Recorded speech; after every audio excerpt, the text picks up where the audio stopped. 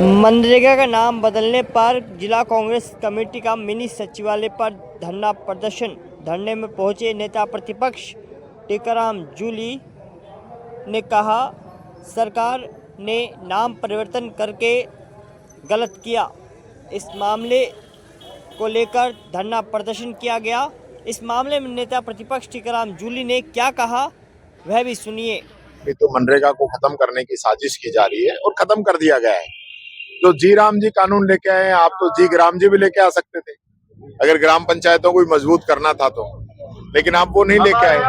आप सिर्फ और सिर्फ जो आप लोगों की जो मंशा थी वो सिर्फ इस कानून को खत्म करने की थी। आपकी भावना तो पिछले चुनावों के अंदर भी आ गई थी, जब आप लोगों ने ये कहा था कि नरेगा के खड्डे जो है वो बहुत हो गए, उसको बंद करने का काम हम करेंगे। तो ये जो स्कीम लेके आए हैं, ये पहले एक्ट था, उसको अब स्कीम में तब्दील कर दिया है।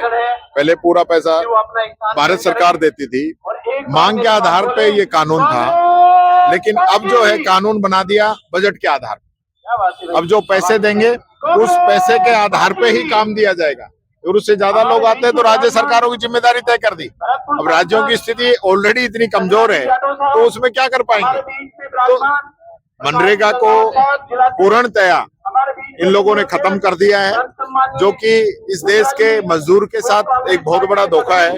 गांव का पलायन रुका था, बंधुआ मजदूरी से उनको मुक्ति मिली थी, लेकिन वापस सरकार के निर्णय जो है उनको इस ओर धकेलने का काम करेंगे। इसका मजदूरों को पड़ेगा, केवल परिवर्तन ही हुआ है या क्या परिवर्तन आने वाला है? देखिए, पूरा ही परिवर्तन हो गया है। मजदूरों को अब डिमांड के आधार पर मजदूरी नहीं मिलेगी, मजदूरों को अब बजट के आधार पर मजदूरी मिलेगी। 2 महीने की रोक रहेगी जिसमें वो अपना रोजगार नहीं पा सकते हैं। इसी प्रकार से जो बजट है केंद्र सरकार तय करेगी राज्यों के हिसाब से, तो उसके अंदर बहुत बड़ा जो है खामियाजा गरीबों को भुगतना पड़ेगा। वापिस जो है वो बंधुआ मजदूर हो जाएंगे। ऐसी स्थिति इस देश के अंदर वापिस आने वाली है। 25 दिन अतिरिक्त तो मनरेगा की एवरेज है वो मैं समझता हूँ 48, 50, 52, 55, 57 दिन से ऊपर नहीं जा रही है। तो 125 दिन किसको देंगे? 125 दिन तो कभी डिमांड 100 दिन की पूरी नहीं कर रहे। अभी ऑलरेडी इन लोगों को रोजगार नहीं दे रहे, और जो इसमें मनरेगा के जो दिवस है वो लगातार घटते आ गए हैं। ये बात कहना चाहूंगा।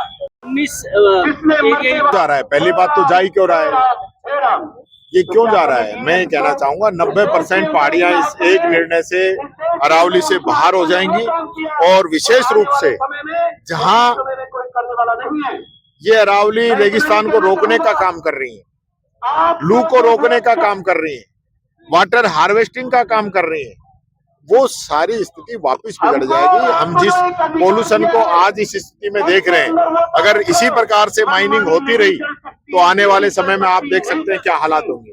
आज भी जो अरावली से बाहर जो पहाड़ हैं वो तो ऑलरेडी जिनमें माइनिंग हो ही नहीं है ना पूरे राजस्थान के अंदर। तो ये थोड़ी है राजस्थान के सारे पहाड़ अरावली में, जो अरावली से बाहर है ऑलरेडी उनमें माइनिंग है, उनमें माइनिंग आप दे ही रही हो। तो ये और आप कर देंगे तो फिर पूरा ही राजस्थान खोखला कर देंगे आप। हो गई जितनी डेप्थ दिखा के ये कह देंगे 200 मीटर ऊपर है, 100 मीटर 100 फीट नीचे है और 200 फीट ऊपर है, तो कर देंगे 100 मीटर।